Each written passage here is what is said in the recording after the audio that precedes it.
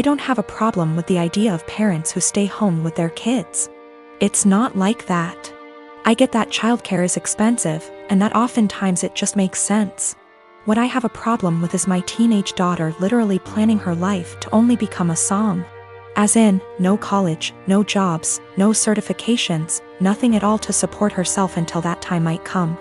I told her that it doesn't have to be college, that not everyone needs college, but that she needs to do something to start making money to put away so that, if anything goes wrong with her plan, she has a way to support herself and the potential kids. Her feedback was that her backup plan was me and my husband. She would move in with us and go from there. We would help them survive. I told her then, what happens if we die, or we're incapacitated? She said, I don't know, Mom, this is ridiculous. None of it is going to happen. I told her bluntly that I don't want her becoming Nancy Botwin 2.0, that if something happens, she needs to have a backup plan and something behind her other than relying on other people.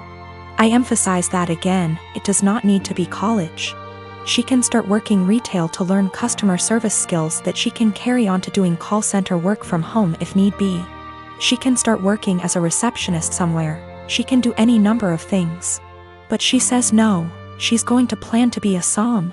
With that all in mind, I asked her, when she graduates high school, what is she going to do? She said, just try to find a husband. Maybe marry someone in the military. I asked her again, in between that time, how is she going to pay her bills? Her rent? She said she assumed she would be living at home. I told her no, and that she would be moving out. She could live at home if she gets a job or tries to get some kind of community college degree or certification. But that if she insists on being a deadbeat loser and waiting for a man to come and rescue her, she's on her own. This didn't go over well, and I am now being held up as totally unreasonable, mean, etc. I don't think I'm wrong at all. I want to set her up for a lifetime of success and happiness. If this wonderful man who comes and whisks her away, knocks her up, etc., gets injured or dies, I don't want to have her come knocking at our door because she can't afford to take care of herself. My sister and I lost our dad a year ago. He was my only parent. Mom was never in mine or my sister's life. Dad left money, inheritance, for me and sister, and she used her inheritance to get new cars and renovate her house. I live with my aunt right now cause my brother-in-law didn't let me stay with my sister. I'm planning on using my inheritance money to pay for college tuition. I've always wanted to be doctor but haven't decided which branch yet. My sister and I haven't been close.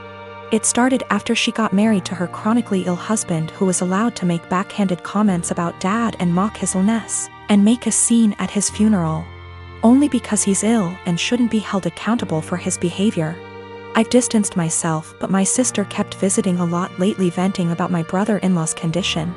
He's been in and out the hospital for heart problems and in need for a surgery. She brought up my inheritance money several times, but I end up cutting the conversation. She then straight up asked if I could help pay for her husband's surgery and she'd pay back in less than a year.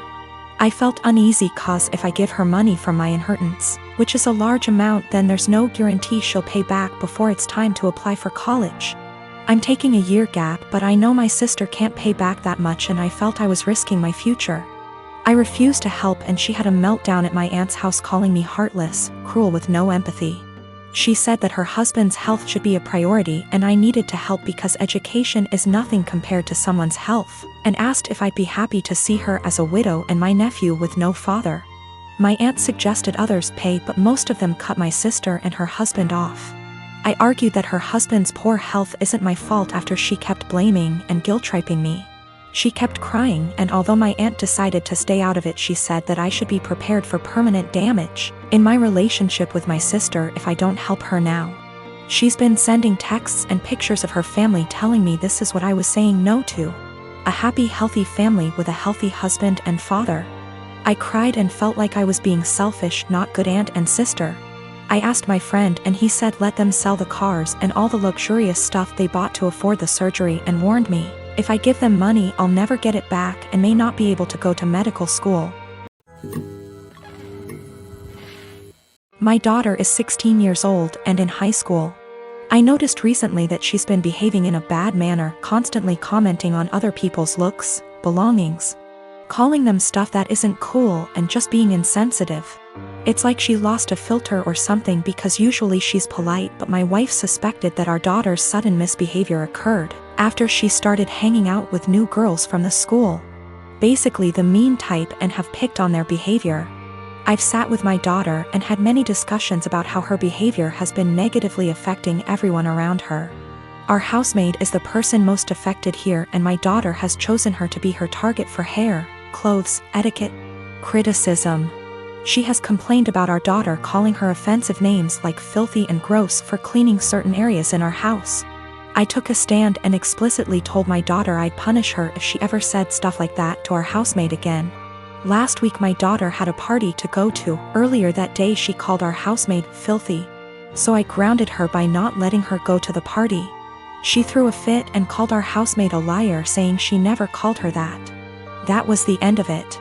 Days later my daughter came to me saying she couldn't find her iPhone after looking everywhere. She asked me to call her number and I did. My wife and I were stunned to discover that the iPhone was ringing inside our housemaid's bag. I had in confrontation with her immediately, and she denied and cried, saying she never touched the phone nor had any idea how it got there. I noticed my daughter calling her thief repeatedly, so I told her to stop and go to her room. I checked the indoor camera before continuing the argument and saw my daughter place her iPhone inside our housemaid's bag. I was livid. I apologized to the housemaid and gave her the rest of the day off. I then showed the video to my daughter and she was absolutely speechless. I said what she did was immoral and straight up offensive to tamper with that poor woman's livelihood over a petty party she couldn't go to. I told her she was grounded and will have to spend the night in the backyard. She is a germaphobe. But she cried, begging me to not make her sleep with the dirt, insects, and hot temp. I refused to discuss it or I'd make it 2 nights. My wife said I should go easy on her, but I said calling people filthy and accusing them of stealing wasn't okay. In fact, it was the absolute worst. I then went through with my punishment. The reason I chose this punishment was because of the fact that my daughter says she is a germaphobe and used this as excuse to insult others' hygiene and appearance. Our backyard has dirt and bugs in it, and this kind of things get her uncomfortable, but other than that the backyard is 100% safe. I have been with my wife for 10 years now, and she always has had this habit of making me look bad with our finances. Whenever anything regarding spending money comes up, she will always say how broke we are and she doesn't have the money to do this or buy that. The thing is, we are doing well financially. We have decent jobs and combine our salary is roughly $125K / year. As of today our net worth is more than $1 million but less than 2. I had saved / invested a lot before getting married, so I gave us a good head start. I control the finances / take the lead, but we both agreed to living a very modest life. We both have our cars from college, for example, Honda and Toyota. She knows everything about our finances because at least once a month I go over it with her every time I deposit money in our investment accounts or our kids' college funds. For banking, we have an emergency fund and I budget everything else to go straight into investments. We basically stay right at $10,000 in our bank savings account and $500 in our checking account after bills. Most of the time there is more than $500 in our checkings, but once I pay our CC each month I then move anything extra. We always use the CC, so it's not like we only have $500 to spend. Our CC limit is $25,000. A few months ago we had dinner with her friends and they talked buying a new car.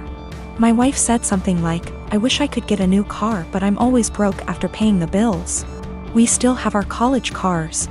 Wife does not want a new car. She will go on to talk about if she had money what she would want to buy, and it always makes me feel ashamed. This "I'm broke" story has been happening for years. When we were driving home I asked her about. She understood we have the money, but it's how she feels because her bank account is always low. I said I can increase our budget or keep more money in our bank if she wants. Since we are doing well, I'm okay with spending more. She said no and again was happy with our finances. I explained that when she says we are broke it makes me look bad and I feel ashamed. It's as though I can't provide for the family and / or I am bad with money. She doesn't see it that way. The same conversation has come up numerous times about us being broke. Recently, I reminded her numerous times it makes me feel and look bad in front of friends and family. I told her if she keeps saying stuff like that I will reveal that we are doing well with money. I gave her a few reminders I'd eventually do this, but she kept going with the I'm broke story. At a dinner with her sister and parents, the same I'm broke story came up. I piped in and said, "It's weird to hear a millionaire say they are broke." My wife said, "I'm not though." And I quickly say, "We are millionaires and you know that. We go over our finances every month." Well, the I'm broke story stopped after that and the night went on as usual. A little later the same thing happens with her friends and I use the same line. Now my wife is mad at me for using that line and revealing roughly how much money we have. She said it seems like I'm gloating. I say it's better than making me look like I'm running us into the ground financially. I'm pretty open to us spending money and I don't restrict her spending. She has the CC to spend money monthly. Most of the month we have far more than $500 in our checking, but I move anything above to our investments. Once I pay the CC every month, I know I won't have any big expenses then. If I do, we have the CC limit and the $10,000 emergency cash. We live on a really cheap area and had a low cost of living. We never felt RHE need to upgrade until we wanted to start having kids. I didn't have to change our lifestyle much to save a lot. My job is in demand and pays well because nobody wants to live out in my area. So after expenses I take home a lot more than I would living in a major city. Probably 3 to 4 times more net savings annually if I had to guess. She doesn't want a new car and has told me that multiple times. She doesn't like driving and feels comfortable with her current car. She doesn't know what she wants to do when she retires. I know I'll be golfing, games, and eating edibles most days. I don't do any of this much now because we have kids and they will be my focus for a long time. I maybe golf 1 or 2 times a month AMD, that's the only times I take edibles. I'll speak more with my wife about this. I think she may not feel like it's her money since she never saved much before we got engaged.